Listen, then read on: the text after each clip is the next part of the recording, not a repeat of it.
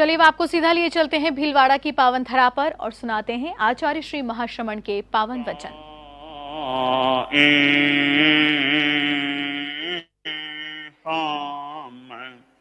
महावीर तुम्हारे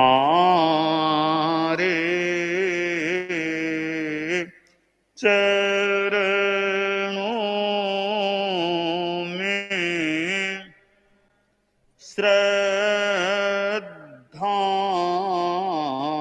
के कुसुम चढ़ाए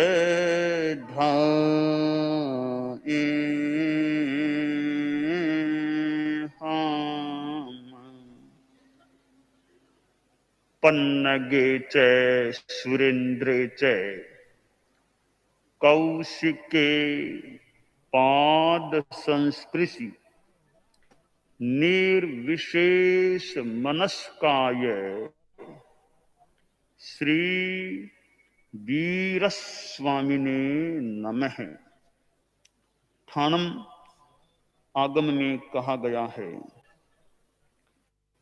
णव विधे णोकसाय गेय निज्जे कम्मे पन्नत्ते तंजहा इत्थिवे पुरुष वे नपुंसक वे हासे रति अरति भये सोगे दुगुंचा। जैन दर्शन में कर्मवाद का सिद्धांत है, 8 कर्म प्रज्ञप्त हैं। 8 में एक कर्म है मोहनीय कर्म, और एक प्रकार से कर्मों का राजा प्रमुख कर्म मोहनीय कर्म है। अध्यात्म की साधना संभवतः मुख्यतया मोहनीय कर्म के विलय की साधना होती है,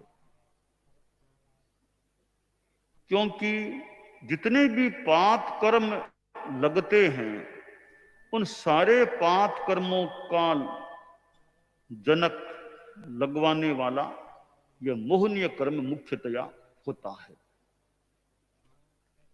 इसलिए अध्यात्म की साधना है मोहनीय कर्म को परास्त करने का प्रयास, यह मुख्यतया है, ऐसा प्रतीत होता है। मोहनीय कर्म के 2 मूल भेद हैं, दर्शन मोहनीय और चारित्र मोहनीय। दर्शन मोहनीय के सम्यक्त्व मोहनीय, मिथ्यात्व मोहनीय, मिश्र मोहनीय 3 प्रकार हो जाते हैं। चारित्र मोहनीय के 25 प्रकार होते हैं। चारित्र मोहनीय को 2 भागों में विभक्त किया गया है, यह कसाय वेदनीय और नौकसाय वेदनीय। कसाय मूल 4 हैं, कोह, मान, माया, लोभ।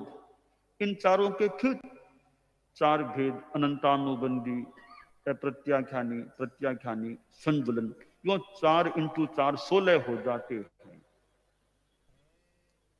अनंतानुबंधी कसाय ऐसा है, अनंतानुबंधी कोह, मान, माया, लोभ के कारण सम्यक्त्व की प्राप्ति नहीं हो सकती। सम्यक्त्व का बाधक तत्व यह अनंतानुबंधी चतुष्क है, प्रबल कसाय है। अप्रत्याख्यानी अनंतानुबंधी कसाय आक्षयोत्सम हो गया है, सम्यक्त्व आ गया, परंतु अप्रत्याख्यानी कसाय चतुष्क है तो उसका उदय श्रावकत्व में, देश वृत्ति की प्राप्ति में बाधक है। तो प्रत्याख्यानी कसाय चतुष्क सर्ववृत्ति साधुपन आने में बाधक है। और संज्वलन कषाय है वह वीतरागता का बाधक है। जब तक संज्वलन कषाय रहेगा वीतरागता की प्राप्ति नहीं होती है। ठीक है, उपशांत हो जाएगा तो वो उपशांत रूप में वीतरागता प्राप्त हो सकेगी। क्षय हो जाएगा तो क्षीण मोह वीतरागता प्राप्त हो सकेगी। तो यह कषाय एक ऐसा तत्व है कि यह जो गुणस्थानों का विकास होता है, गुणस्थान ऊपर ऊपर के आगे मिलते हैं, इनमें कम से कम 12 गुणस्थान तक तो यह मोटा मोटी मोहनीय क्रम का इशारा है। वो जितना जितना जैसे जैसे पतला पड़ता है त्यों त्यों वो गुणस्थान ऊपर के आते जाते हैं। जैसे अब अनंतानुबंधी का भी उदय है, यानी मोहनीय क्रम का पूरा साम्राज्य है, तो जीव पहले गुणस्थान से आगे नहीं बढ़ता, मिथ्या दृष्टि गुणस्थान में रहता है। मान लो कुछ संशयात्मक स्थिति है,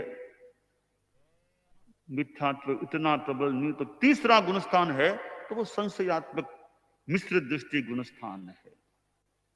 अब मोहनीय का एक पार्ट कमजोर पड़ गया, दर्शन मोहनीय कमजोर पड़ गया, क्षयोपशम हो गया, उपशम हो गया, क्षय हो गया,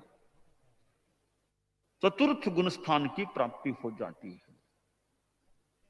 चतुर्थ गुणस्थान में क्षायिक सम्यक्त्व भी हो सकता है। चतुर्थ गुणस्थान वाले जीव में क्षायिक सम्यक्त्व भी उपलब्ध हो सकता है। यानी ऐसा समझें, एक तराजू है, तराजू तोलने का वो तराजू है, दो उसमें भाग हैं, दो पात्र हैं। अब देखिए, एक तराजू में भार डालो, दूसरे में मत डालो, तो क्या होगा? भार डालेंगे वो नीचे गया, वो खाली है वो ऊंचा रह गया, ठीक है ना? एक नीचे गया, दूसरा ऊपर गया। इसी प्रकार मोहनीय कर्म और गुणस्थानों को तराजू के रूप में देखा जा सकता है। जो जो मोहनीय कर्म दबेगा, कम होगा, क्योंकि गुणस्थानों वाला वो भाग वो ऊपर जाएगा, दूसरा हिस्सा ऊपर जाएगा।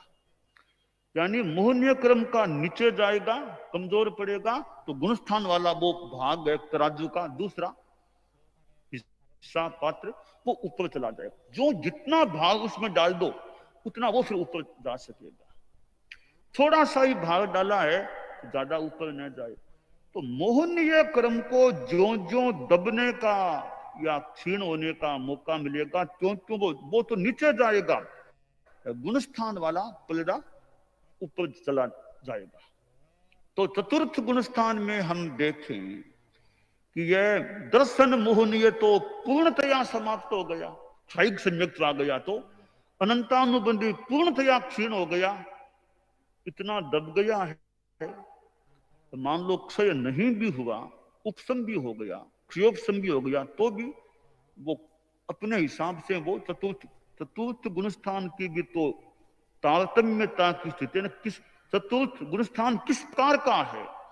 क्षायिक सम्यक्त्व वाला चतुर्थ गुणस्थान है, उपशम सम्यक्त्व वाला चतुर्थ गुणस्थान है, क्षयोपशम सम्यक्त्व वाला चतुर्थ गुणस्थान है। यह भी एक विवेचन का, यानी चतुर्थ गुणस्थान एक प्रकार से हम यूं मान लें 3 प्रकार का मोटा मोटी हो जाता है। उपशम सम्यक्त्व वाला चतुर्थ गुणस्थान, क्षायिक सम्यक्त्व वाला चतुर्थ गुणस्थान और क्षायोपशमिक सम्यक्त्व वाला चतुर्थ गुणस्थान। अब सबसे बढ़िया चतुर्थ गुणस्थान कौन सा है? क्षायिक सम्यक्त्व वाला सबसे बढ़िया चतुर्थ गुणस्थान है। यूं हम तारतम्य कर सकते, क्यों क्षयोपशम वाला चतुर्थ गुणस्थान है वो तो वापिस जा सकता है, वापिस मिथ्यात्व भी आ सकता है। क्षायिक सम्यक्त्व वाला चतुर्थ गुणस्थान प्राप्त हो गया अब चौथे से नीचे तो कभी जाना ही नहीं है, विकास ही होगा। अब कोई चौथे से नीचे का ह्रास नहीं होगा।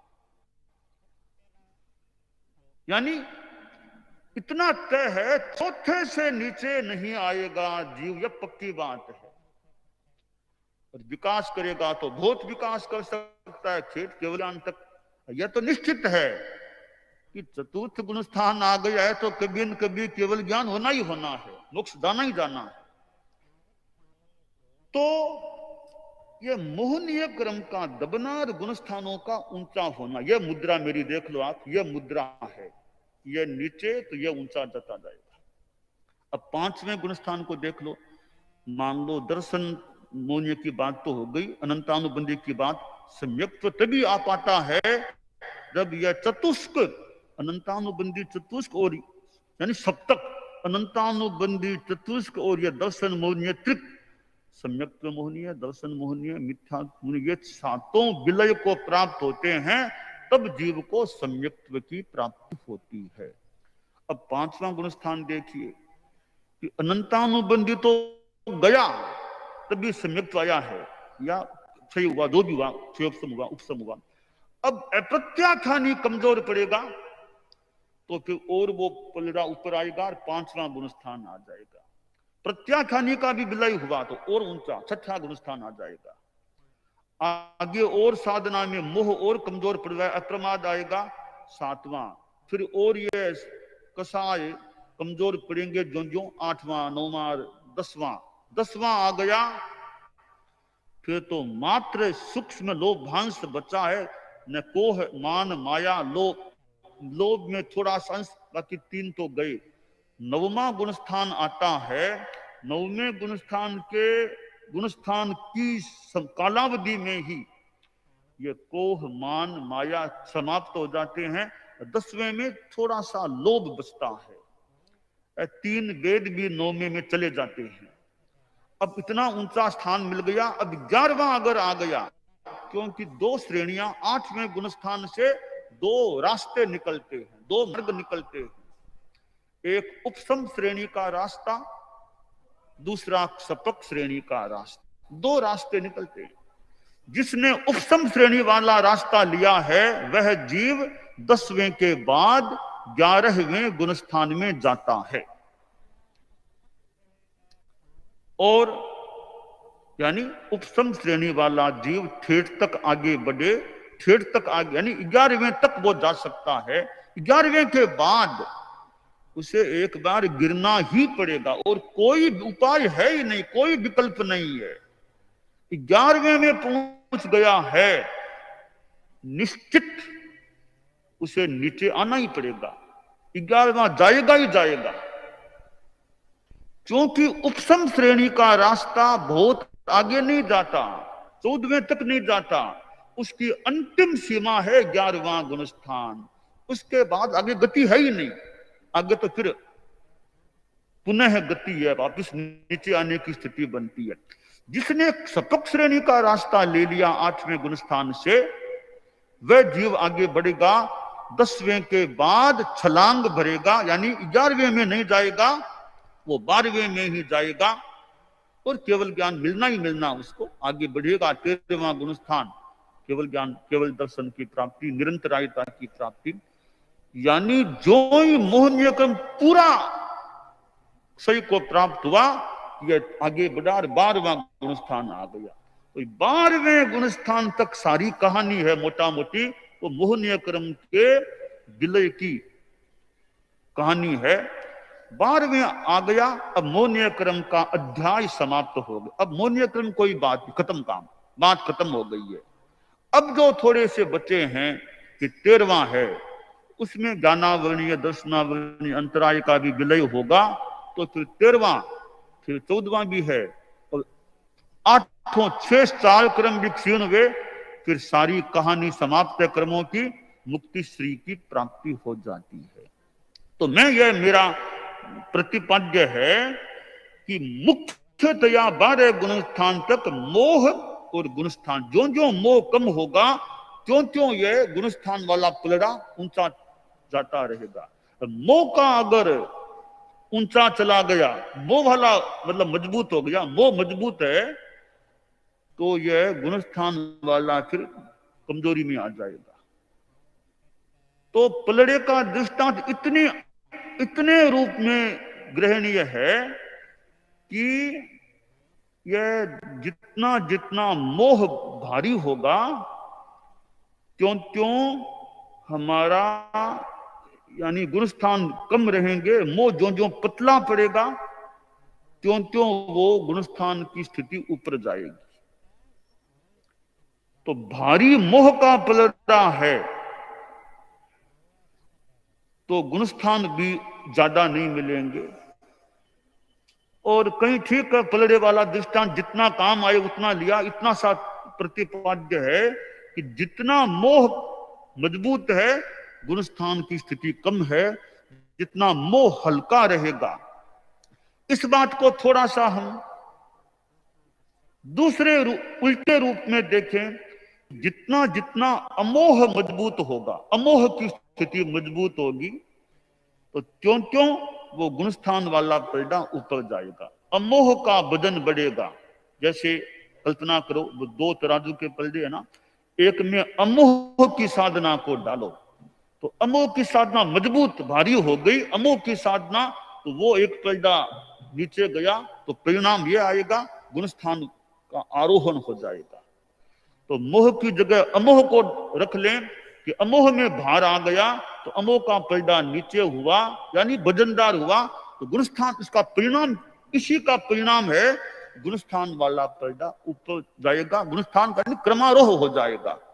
तो खैर, यह जो गुणस्थानों की व्यवस्था है वो मोहनीय कर्म से जुड़ी हुई है, अथवा दूसरे प्रकार से कहूं तो आश्रव के साथ जुड़ी हुई है, तीसरे प्रकार में कहूं तो संवर्ग के साथ मुख्यतया जुड़ी हुई है, और फिर निर्जरा के साथ भी जुड़ी हुई है। तो अब ज्यों ज्यों संवर्ग पुष्ट होगा त्यों त्यों गुणस्थान बढ़ेंगे। सम्यक्त्व संवर आ गया, थोड़ा आंशिक देश वृत्ति संवर आ गया तो पांचवां गुणस्थान है। मिथ्यात्व आश्रव नहीं रहा तो चौथा गुणस्थान है, और अव्रत आश्रव पूर्णतया समाप्त हो गया, नहीं रहा, छठा गुणस्थान है। आंशिक अव्रत आश्रव रुका, पांचवां गुणस्थान है। प्रमाद आश्रव रुका, सातवां गुणस्थान है। और आगे कसाय आश्रव फिर कम होगा, गुणस्थान फिर आगे बढ़ जाएंगे, फिर योग आश्रव रुका, चौदहवां गुणस्थान आ जाएगा।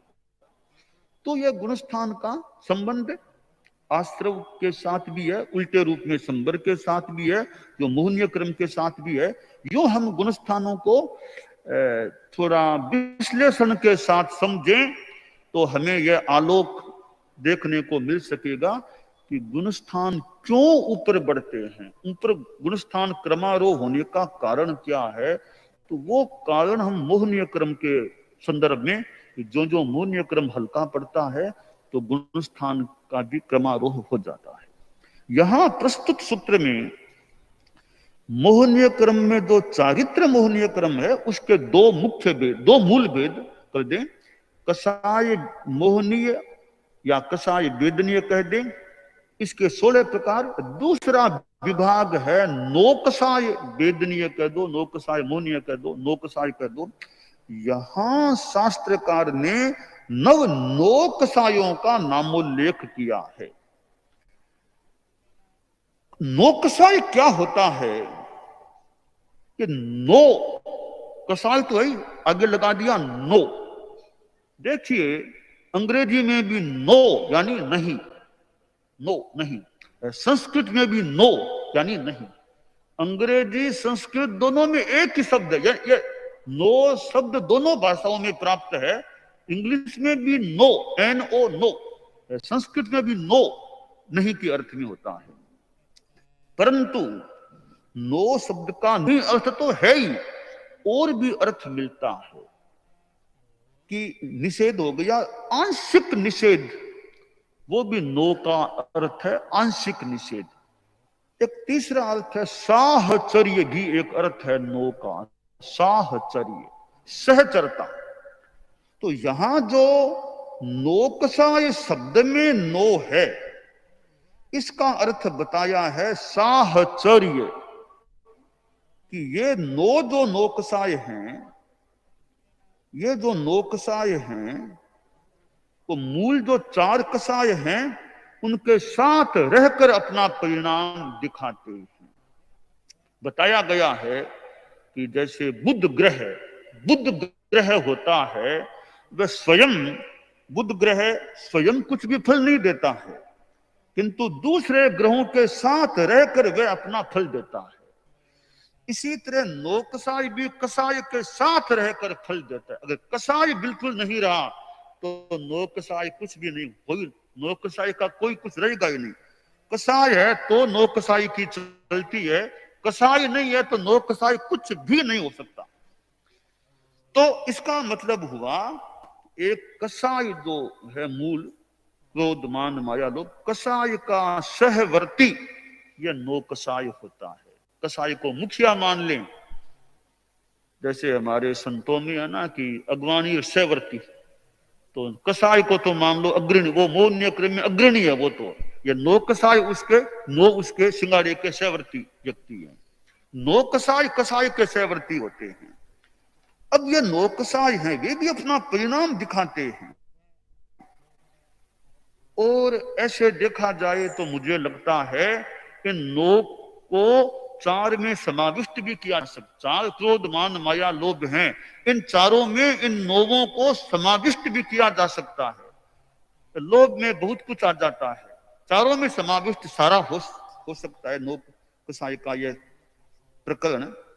फिर भी इनको अलग से बताया गया है, क्योंकि कहीं कहीं थोड़ी स्पष्टता के लिए पार्थक्य भी करना होता है। जैसे दीक्षा लेते हैं, सामायिक चारित्र तो आ ही गया ना, सब्बम सावधम जोगम पच्चखामी के साथ सामायिक चारित्र तो आ ही गया। बाद में बड़ी दीक्षा में फिर क्यों त्याग कराते हैं अलग अलग, ये पार्थक्य विश्लेषण करके, ताकि साधक को और स्पष्टता से वो बचाव भी कर सके पापों से, त्याग में और ज्यादा स्पष्टता हो जाए। तो ये नो कसाय हैं, वे कसाय के अंतर्गत भी समाविष्ट हो सकते हैं ऐसा लगता है, परंतु इनको और अलग से बता दिया तो एकसाय की साधना करने वाला भी मुझे यह भी नहीं करना, यह भी नहीं करना, ये और ज्यादा वो साधना की दृष्टि से अपना बचाव कर सकता है, इनसे बच सकता है। हो सकता है ऐसे किसी उद्देश्य से नोकसाय का अलग वर्णन किया गया है। तो नोकसाय में वेदात्मकता कामात्मकता की बात भी है, हास्य रति अरति आदि ये चीजें भी है, ये भय भी है, शोक भी है, जुगुप्सा भी है। भय है वो भी वैसे मोहनीय क्रम का ही एक परिवार का सदस्य है, वो नोकसाय का एक अंग है। इसी तरह जुगुप्सा घृणा है, शोक है आदि कुल मिला के नोकसाय हैं। तो साधना के क्षेत्र में हमें इन नोकसायों से भी विरत रहने का अभ्यास करना चाहिए, रखना चाहिए, यह हमारे लिए कल्याणकारी हो सकता है।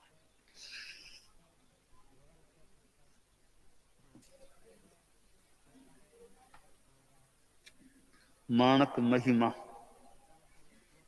हांसी में परम पूज्य मानक गणी विराजमान है, और हांसी को किलो कहते संत लोग पंचमी दया करता, तो बठिने स्थानकवासी भी संत हांसी में बिना हाथ तो संतां को तेरा पंथी और स्थानकवासियों को मिलना हो जाऊं तो एक दिन मुनि कालू जी छापर ने कई पे संत मिल गया, कहो यहाँ क्या फिरो मोटो कांबल और कहीं क्या मुश्किल में क्या फिरो कालू जी, यहाँ क्या फिरो।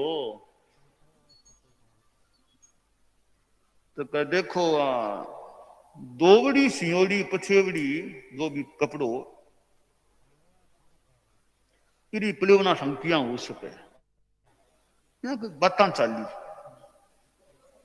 मुनि कालू जी स्वामी छापर वे भी तात्विक प्रश्न पूछ लिया कि बताओ सा, भाव योगरी आत्मा की बात पूछ ली। पर कई प्रश्न यहाँ कला जेका वो बहुत कठिन को नहीं पर वो धारणा नहीं वे तो उतराना मुश्किल वे। मुनि श्री कालूजी स्वामी छापर कुछ प्रश्न उपस्थित कर दिया कि बताओ सामायिक किस स्वभाव किसी आत्मा, संयम शुभ योग है या अशुभ योग है, मन वचन काज योग को व्यापार एक साथ वे अलग अलग हुए, आत्मा एक है या अनेक व्यक्ति से है। यदि अनेक है तो एकात्मवाद को बात किया ठहरसी, एक है तो शास्त्र में 8 आत्मा ये बात किया ठहरसी। यहाँ प्रश्न पूछा, 4 प्रश्न को उल्लेख करियो गयो है। तो वे संत भी था न थोड़ा कठिनाई में उलझ गया गहरा उत्तर का है। खैर आपा कोई बारी हल्की लगाना कोई लक्ष्य उद्देश्य नहीं है हमारा। अपने बात तो आई इतिहास में, यहाँ मुनि श्री कालूजी स्वामी छापर प्रश्न पूछा। एक विशेष बात है कि बीच हम तो मुनि श्री कालूजी छापर बहुत बड़ा को नहीं आ, छोटी उम्र का या कोई 16-17 की वर्ष का वेला थोड़ा सा, फिर भी ऐसा प्रश्न पूछा है तो बंको तत्व ज्ञान कितो यो। आज आपने जिका संत 16-17 वर्ष का थांके नहीं अरम नरक सोलम कमी हुई तो कितना वर्ष का हो हैं 14 का रह गया वो छोटा है कुछ अंत कहीं उत्तर आवे गया। सामायिक कौन सा भाव कोई पूछ ले तो सामायिक किसो भाव किसी आत्मा छोटा रह गया। तो ए प्रश्न मुनि श्री कालूजी स्वामी छापरबा ने पूछा तो थोड़ा संत थोड़ा कठिनाई में आ गया रही हैं। तो बंका जी का श्रावक का वे आके अर्ज करे कि आपको छोटो साधु आयो है, मां के संतान ने प्रश्न पूछे है, आप साधु ने ब्रज के रखो रोक लियो है, बात प्रश्न नहीं पूछे मां के संतान ने, नहीं पूछना चाहिए। प्रश्न क्यों नहीं पूछे? कई बार आया करे शास्त्रार्थ करो, शास्त्रार्थ को तो भेद अब कहीं दिक्कत शास्त्रार्थ करने में क्यों डरे, कहीं दिक्कत है। तो खैर तो मूल बात है प्रश्न पूछा है, प्रश्न बड़ा एकदम सामान्य प्रश्न को नहीं है, जो एकदम थोड़ा सा उच्च स्तर का प्रश्न है। तो सामायिक कौन सा भाव कौन सी आत्मा, सामायिक कौन सा भाव कौन सी आत्मा, ये समीक्षा कौन है? सामायिक 3 भाव उदय भी है,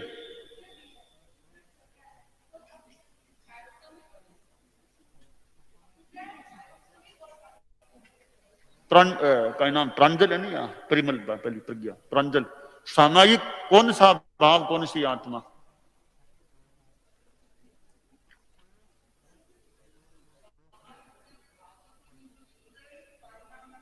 अतुल्य से अतुल्य सा कौन अतुल्य सा, हाँ सरदार शरीर के ना, सरदार शरीर की संपूर्ण यशा जी। सामायिक किसो भाव किसा भाव किसी आत्मा,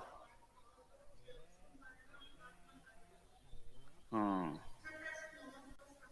हैं नहीं 5 श्रावक सामायिक, श्रावक की सामायिक की स्वभाव किसी नहीं डरो मत, तुम काफी ठीक हो भाव किता अभी बोला था हैं? वापिस डर गई क्या, वो पहले बोल रहे थे। हाँ आत्मा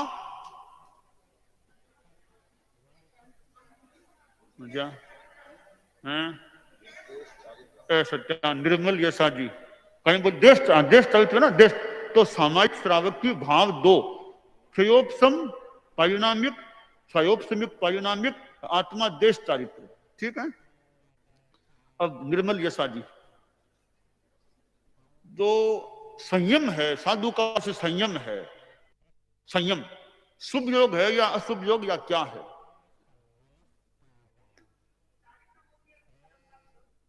नहीं, हमारा प्रश्न है शुभ योग है या अशुभ। कोई पूछ ले तुमको संयम शुभ योग है या अशुभ योग, तो क्या उत्तर देना है?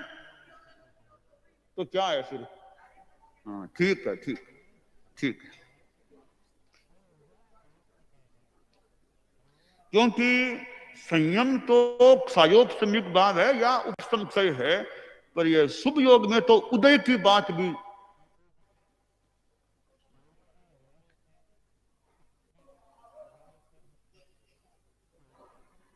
योग है, वहां योग में उदय भाव भी जुड़ा हुआ रहता है। क्यों सर दिनेश जी? योग है, उदय भाव योग में है ना। संयम में कोई उदय नहीं है, वो तो विलय ही होता है। सामान्य किया छठा सातवां गुणस्थान है, तो वो प्रयोग भाव रूप है। तीसरा प्रश्न है कि अब संतों में कोई, प्रसन्न कुमार जी बताओ कि मन वचन और काज के योग हैं, तीनों एक साथ होते हैं या अलग अलग होते हैं? एक साथ या अलग अलग होते हैं? काज मन योग, वचन योग, काज योग अलग अलग होते हैं, एक साथ तीनों नहीं हो सकते हैं? मन की प्रवृत्ति होगी तो साथ नहीं हो सकती, तो काय की साथ नहीं हो सकती है। ठीक है, ठीक है। दर्शन कुमार जी यहाँ काफी नहीं, काफी बात ठीक है, ठीक ठीक बताइए और बताओ है। अलग अलग एक साथ तीनों योग नहीं हो सकते, एक समय में तीनों योग की प्रवृत्ति के साथ चेतना नहीं जुड़ सकती। ठीक है, अच्छा है।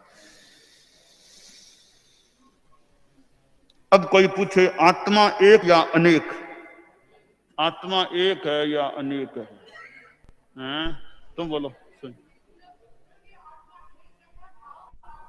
ठीक है, ठीक है, अच्छा है। तो एक मुनि श्री कालू जी स्वामी छापर यहाँ कला तात्विक प्रश्न पूछा संता ने बने, तो ठीक है, मूल ज्ञान हुए आई खास बात है।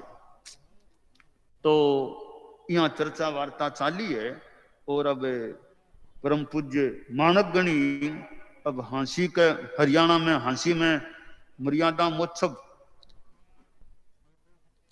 और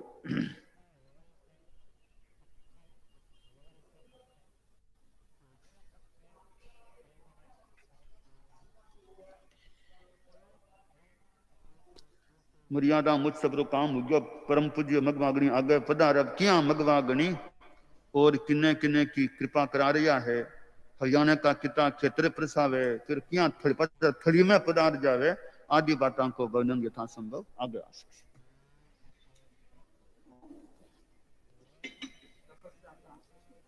उपवास बेला तेला आदि जिनको पचकना हो उनको प्रत्याख्यान करवाए जा सकेंगे। उपवास बेला तेला आदि भाई बहन अपने स्थान पर खड़े खड़े गुरुदेव से त्याग कर सकते हैं। हाँ, सूर्य उग गए बत्तम प्रत्यक्षाम यसनम खाइनम साइनम अपानम बोचरामी, सूर्योदय तक तीनों आरों का त्याग है मंगल पाठ।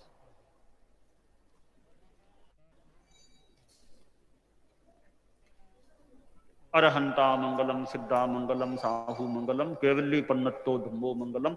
अरहंता लोगुत्तमा, सिद्धा लोगुत्तमा, साहु लोगुत्तमा, केवली पन्नतो धम्मो लोगुत्तमो। अरहंते शरणं प्रवज्जामि, सिद्धे शरणं प्रवज्जामि, साहु शरणं प्रवज्जामि, केवली पन्नतम धम्मं शरणं।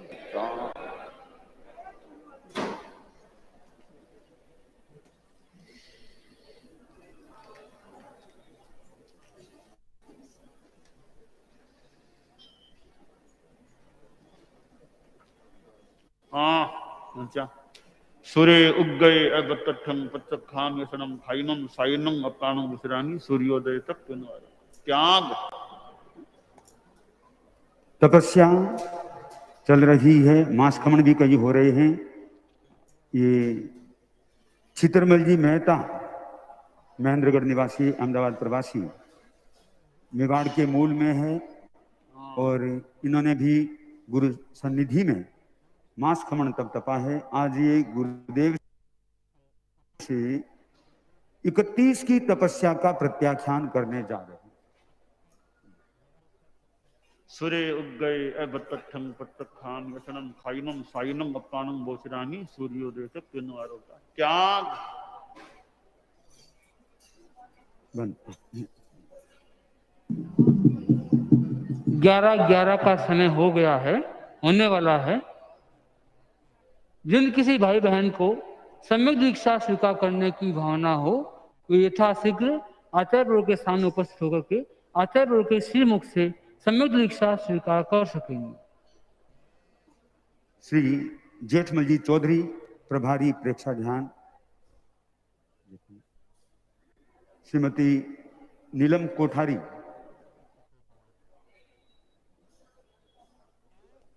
हाँ उधर है। फिर श्री संपत जी बोथरा तैयार रहे। चलिए नीलम कोठारी।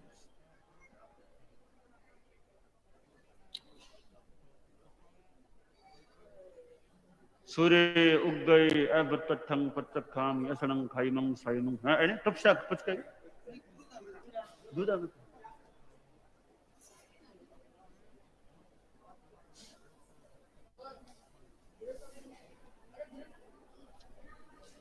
की अर्हता को नमन।